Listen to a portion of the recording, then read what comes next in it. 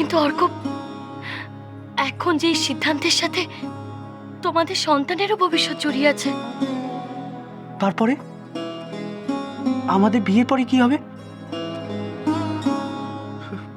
মা তো কিছুতেই মহুয়াকে মেনে নেবেন না। এই অবস্থায় আমি মহুয়াকে নিয়ে কোথায় যাব বৌদি? এখনই এত দূর ভাবতে তোমাকে কে বলেছে অর্ক? মহুয়া তো আর জলে পড়ে নেই। মহুয়া আছে মহুয়ার জায়গায়। এত টেনশন করো না, আমরা তো সবাই আছি। সবাই? না বৌদি, কোথায় সবাই? আমার মাই তো নেই আমার সাথে।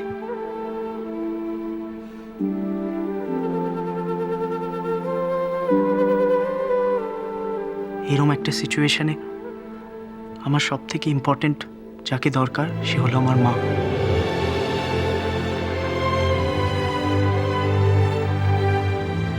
একদিকে মা আর একদিকে মহুয়া, দুজনের মধ্যে কাউকে ছেড়েই তো আমি থাকতে পারবো না।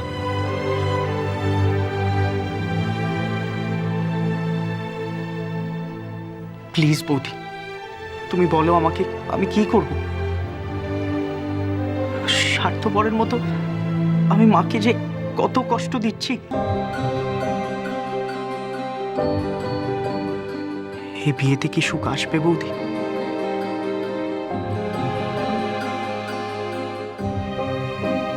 জানি না, তুমি কি করবে সেটা তোমাকেই ঠিক করতে হবে।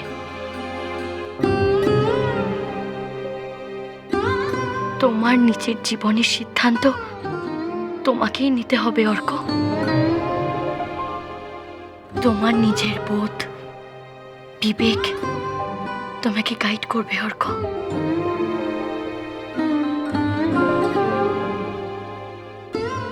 তুমি যে মহুয়া আর তোমাদের সন্তানের দায়িত্ব স্বীকার করে নিয়েছো, এতেই আমরা তোমার কাছে কৃতজ্ঞ অর্ক।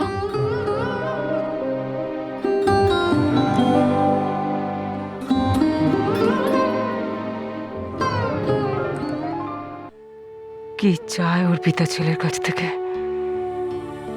ছেলের সাথে জোর জবরদস্তি করলে খুব বড় একটা ভুল করবে অর্পিতা, খুব বড় ভুল। আর আমাকে লজ্জা দিও না বৌদি, মায়ের কাছে অপরাধের আমার শেষ থাকবে না। এখন সব থেকে ইম্পর্টেন্ট মায়ের থেকেও আমার মহুয়ার কাছে থাকাটা। আমাকে মহুয়ার কাছে থাকতে হবেই বৌদি, হবেই। আমাকে এখন মহুয়ার পাশে থাকতেই হবে বৌদি। এর জন্য যদি আমাকে বাড়ি ছেড়ে চলে যেতে হয় তাই হোক।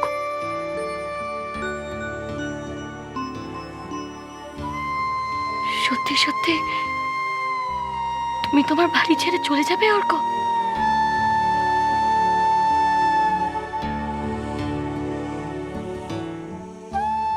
এছাড়া কি অন্য কোনো উপায় আছে বৌদি?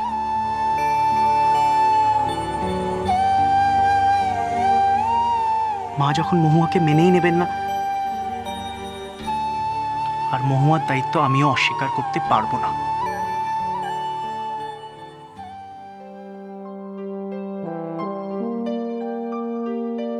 তুমি মানো আর না মানো, আমার তাতে কিচ্ছু যায় আসে না মা। মৌরি আর আমি দুজনেই প্রাপ্তবয়স্ক, আমাদের কেউ বাধা দিতে পারবে না, এমনকি তুমিও না।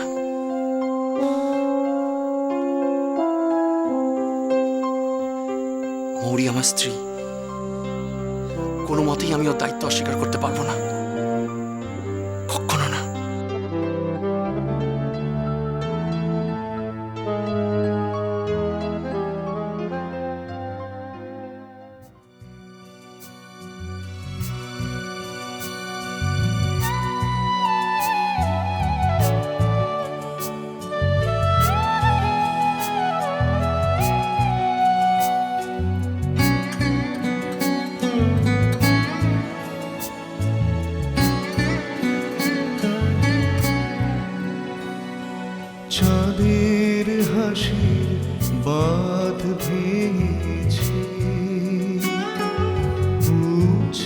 পড়ে আলো ও রজনীগন্ধা, তোমার গন্ধ সুধা ধারো, চাঁদের হাসি বাঁধ ভেঙেছে, উছলে পড়ে আলো ও রজনীগন্ধা, তোমার গন্ধ সুধা ঢালো, চাঁদের হাসি বাঁধ ভেঙেছে।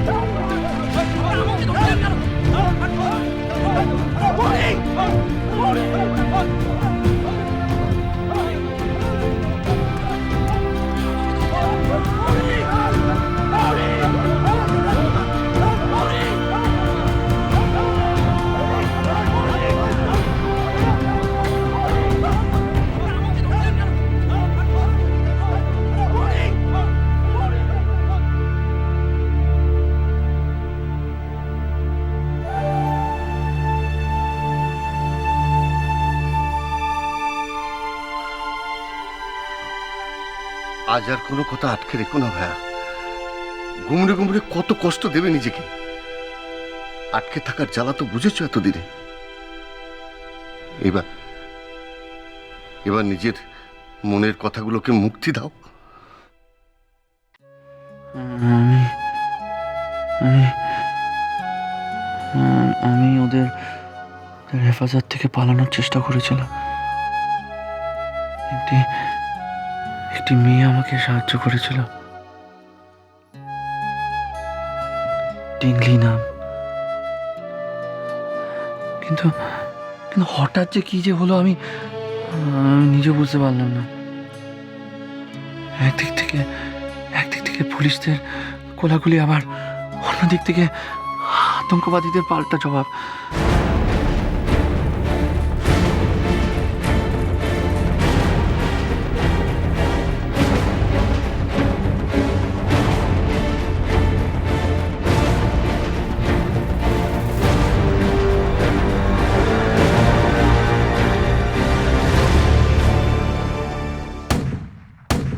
তোমার গায়ে গুলি লেগেছিল? গুলি আমার কাঁধে লেগেছিল। তারপর? জানি না, তারপর কিচ্ছু জানি না। আমার কিছুই মনে নেই। যখন জ্ঞান ফিরল তখন দেখলাম যে আমি আতঙ্কবাদীদের সাথে পুলিশ কাস্টাডিতে রয়েছি, ধরা পড়েছি। আমি অনেক চেষ্টা করেছিলাম নিজের আইডেন্টিটি প্রুফ করার, কিন্তু কোনো উপায় ছিল না।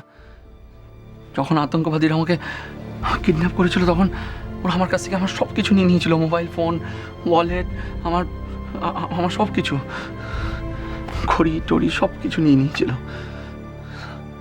কি করে প্রুফ করবো যে আমি নিখিল চৌধুরী? আমার কাছে তো আমার ড্রাইভিং লাইসেন্স, আমার ওয়ালেটে ক্রেডিট কার্ড কিচ্ছু ছিল না, নাথিং। কি করে প্রুফ করবো যে আমি নিখিল চৌধুরী?